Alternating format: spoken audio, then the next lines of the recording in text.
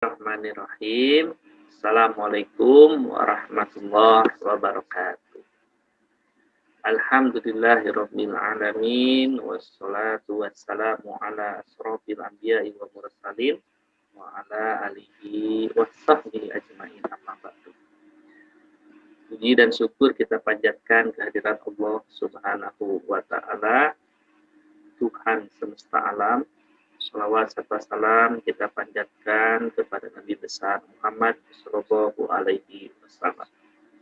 Ananda yang dirahmati Allah, alhamdulillah pada kesempatan hari ini kita masih diberikan waktu dan usia untuk bisa bertatap muka kembali dalam rangka pembelajaran pendidikan agama Islam kelas 9 di semester 1. Mudah-mudahan semuanya selalu diberikan kesehatan oleh Allah Subhanahu wa taala. Amin ya Allah ya rabbal alamin. Anda yang dirahmati Allah, bagaimana kabarnya hari ini? Sehat semuanya? Alhamdulillah sehat ya. Anda semua, pada kesempatan ini kita akan melanjutkan diskusi kita, yaitu dengan materi meyakini hari akhir dan mengakhiri kebiasaan buruk. Tapi sebelum kita ke materi, Pak ingin mengecek dulu kehadiran Anda semua, apakah sudah siap dan apakah sudah komplit atau belum. Bapak absen dulu ya semuanya. Oke, coba cek dulu nih. Nah, silahkan kepada Anda yang belum mengisi absen untuk mengisi absensi terlebih dahulu. Dan bagi yang sudah mengisi, mengucapkan terima kasih. Oke, Anda semua, pada kesempatan hari ini masih tetap semangat belajar dari rumah. Insya Allah semangat ya, karena belajar itu merupakan kewajiban kita sebagai seorang siswa, sebagai seorang peserta didik, dan belajar juga menjadi bekal untuk di masa depan yang akan datang. Nah, Anda semua pada kesempatan ini, tadi yang sudah Bapak sampaikan, kita akan membahas tentang iman pada hari akhir. Meyakini hari akhir dan mengakhiri kebiasaan buruk. Nah, Anda semua, kita awali pembelajaran kita hari ini dengan membaca basmalah. Bismillahirrahmanirrahim. Oke.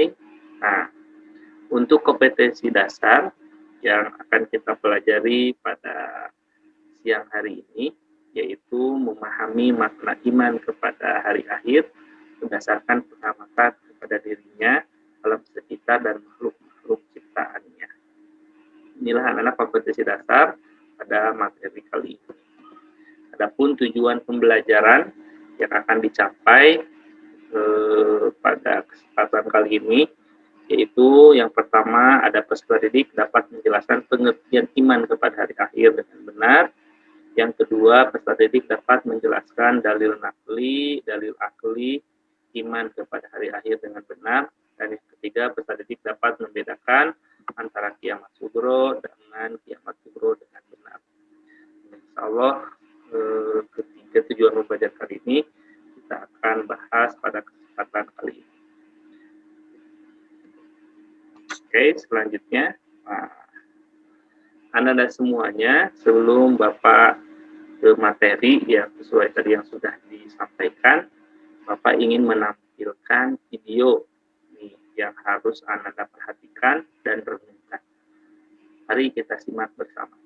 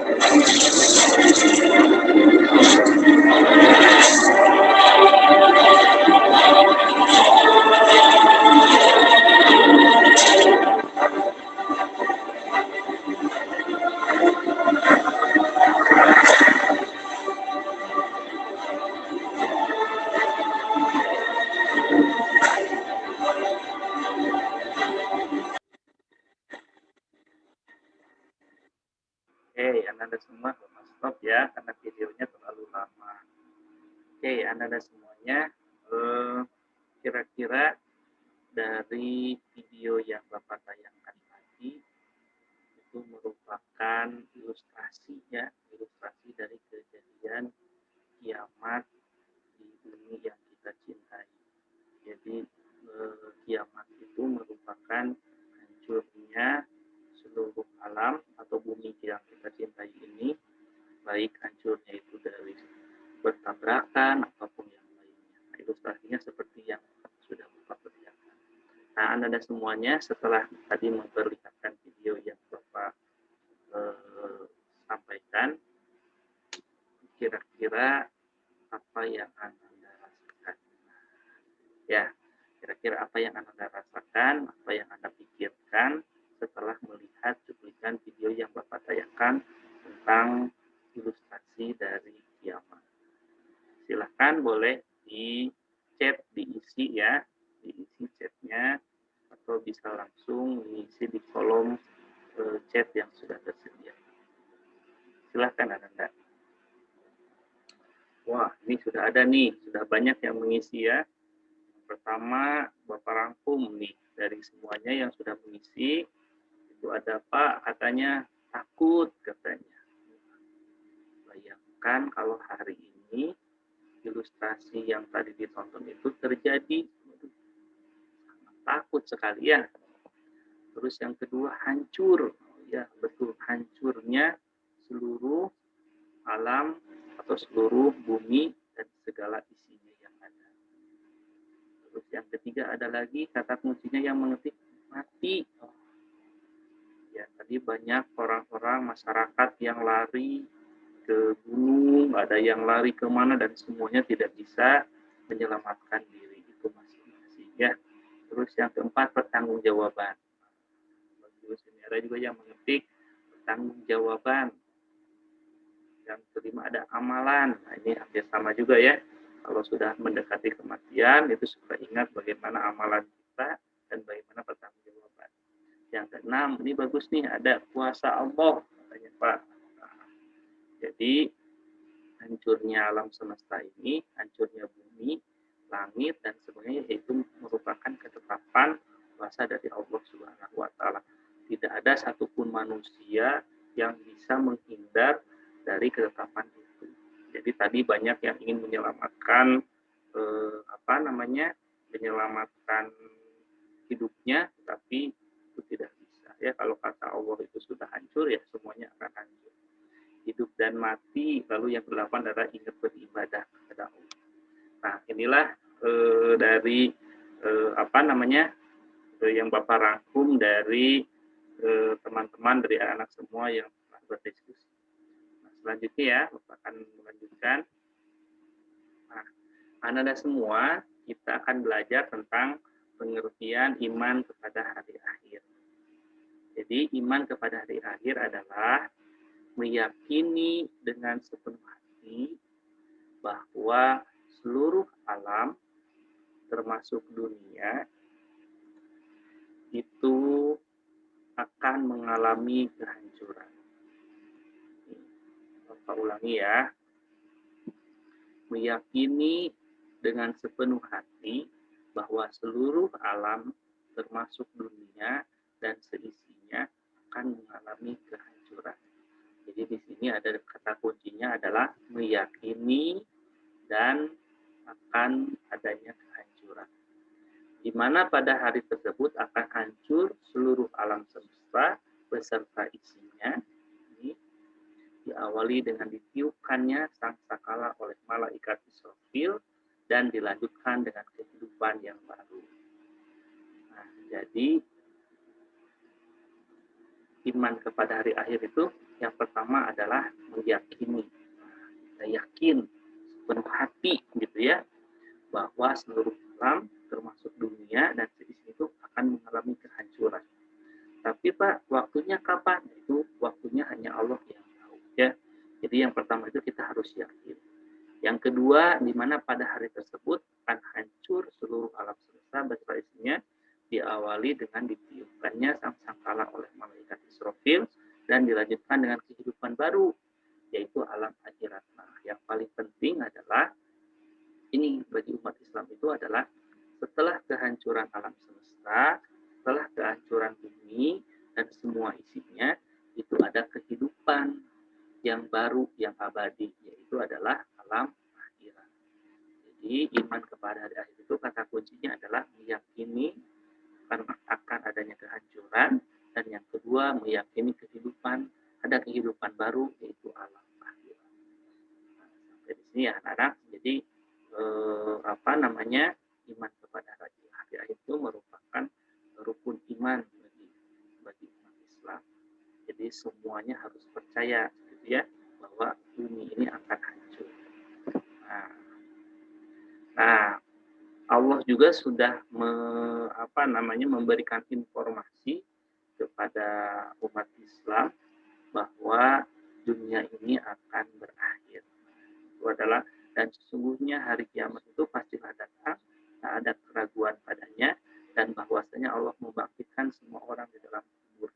Jadi nanti setelah ada hancurnya seluruh alam semesta ini dan semua makhluk yang dimulai dari zaman Nabi Adam sampai akhir zaman itu akan dihidupkan kembali. Nah, anak-anak, tadi dalil dari Al-Quran, dan sekarang juga para ahli juga sependapat bahwa tentang hari akhir atau hari kiamat. Jadi menurut ahli astronomi mengatakan bahwa bumi dan planet-planet lain itu berputar mengelilingi matahari secara teratur dan sempurna. Masing-masing planet mempunyai daya tarik-menarik sehingga beredar dan bergerak seimbang. Namun daya tarik-menarik ini semakin lama akan semakin berkurang, bahkan hilang sama sekali. Akhirnya planet tersebut akan bertabrakan. Jadi menurut para ahli astronomi itu semua planet itu berputar pada porosnya. Tetapi pada suatu saat itu akan keluar dari porosnya dan mungkin akan terjadi benturan antar planet. juga yang menyebutkan bumi ini sudah tua gitu ya. Jadi dari segi ilmu pengetahuan kiamat itu masuk akal dan rasional gitu ya.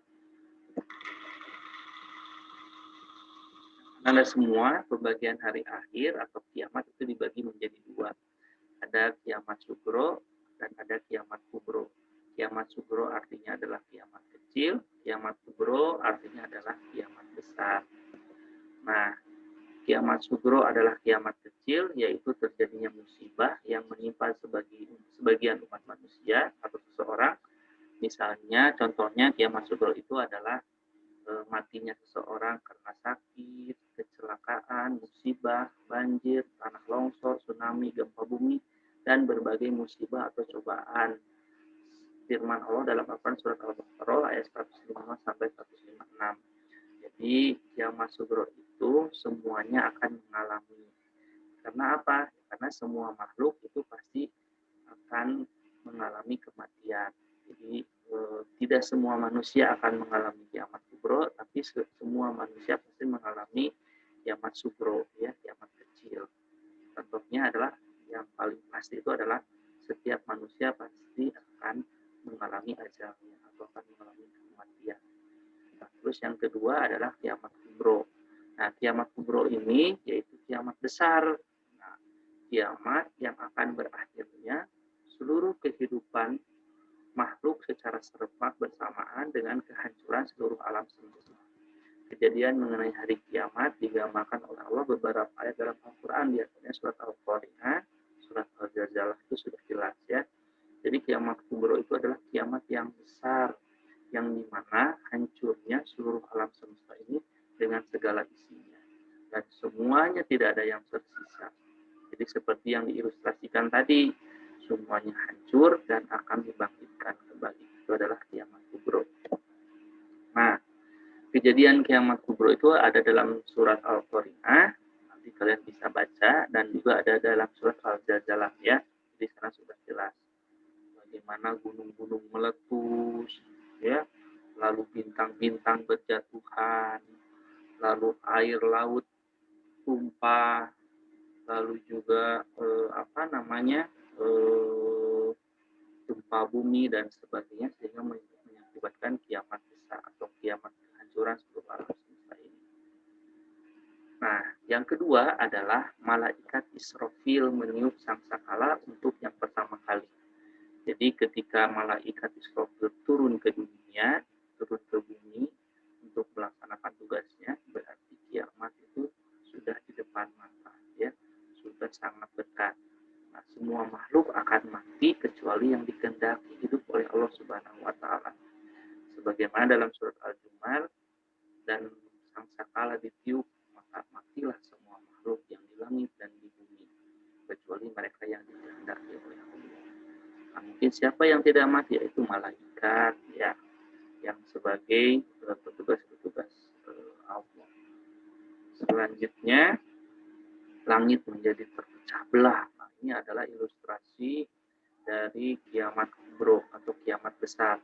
Langit menjadi terpecah belah. Bayangkan oleh kita, langit menjadi terpecah belah, matahari digulung, bintang-bintang berjatuhan, lautan meluap dan menjadi panas. Gunung-gunung seperti bulu yang berhamburan, dan manusia seperti anak-anak yang bertebakan. Dalam firman surat Al-Muzammil ayat 18. Jadi situasinya itu sangat kacau balau. Bagaimana kita melihat matahari digulung, bintang-bintang berjatuhan, lautan meluap, manusia yang seperti apa ya kondisinya itu sangat takut sekali. Nah, anak-anak semuanya, Pak, bagaimana ini ciri-ciri atau tanda-tanda datangnya hari kiamat? Nah, tanda-tanda kiamat itu dibagi menjadi dua. Ada yang tanda-tanda kecil, ada juga tanda-tanda yang besar. Nah, kalau tanda-tanda yang kecil itu diantaranya adalah satu, segala urusan dipegang oleh bukan yang ahlinya. Nah, ini merupakan tanda-tanda yang kecil. Misalnya sekarang banyak pejabat yang dia itu bukan ahli, dia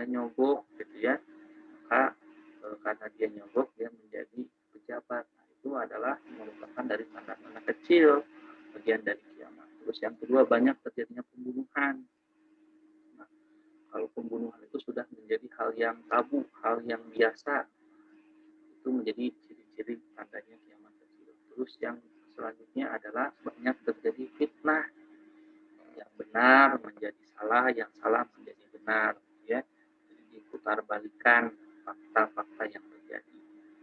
Lalu selanjutnya merebaknya perzinahan. Ini di mana yang berzina itu dihalalkan, dibolehkan, dan yang melarang itu menjadi salah. Terus yang sebenarnya banyak perempuan menyerupai laki-laki atau sebaliknya. Ini merupakan tanda-tanda dari kiamat kecil. Nah, selanjutnya tanda-tanda besarnya apa saja, Pak? Nah, yang pertama adalah terbitnya matahari dari sebelah barat dan terbenamnya di sebelah timur. Dan ini merupakan kalau ketika matahari terbitnya dari sebelah barat, maka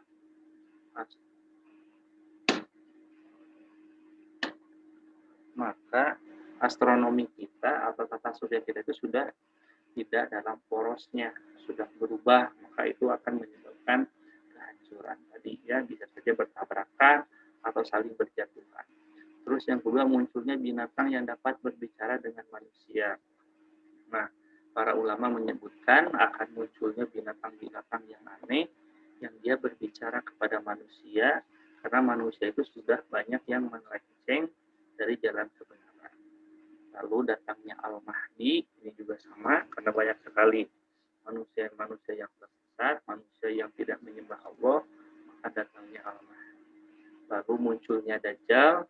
Ini adalah munculnya Dajjal itu merupakan ujian terberat bagi umat Islam, yang pada saat itu manusia sangat memuja Dajjal ini dan membawa kesesatan. Lalu hilangnya dan lenyapnya Al-Quran yang berupa mushaf dan yang berupa hafalan dalam hati.